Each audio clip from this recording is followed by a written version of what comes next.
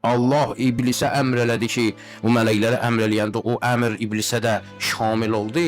İblis hikkəsindən Allaha dedi ki, ilahi sən bu səcdədən məni azad elə, mənə nüşün olmasın, məni əydirmə Adəmin qabağında.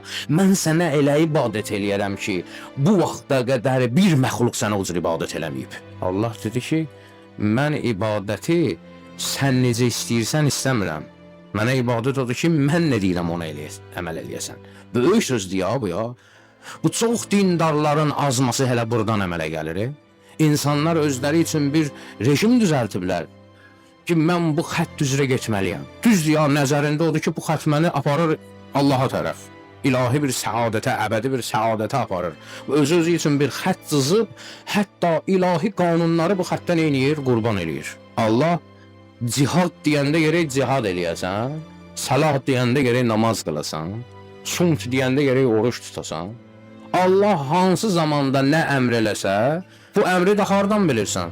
Həyatda qarşılaşırsan bir işlə, görürsən ki, daha əfzəli hansıdır?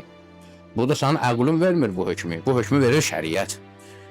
İki məsələ ilə rastlaşdın, daha yaxşı hansıdır onu eləmək lazımdır. Yox, insan özü üçün beynində bir xətt cızıb, yox, dünya dağına olur olsun, dünya dağılsın, mən nafiləni tərk eləməyəcəm.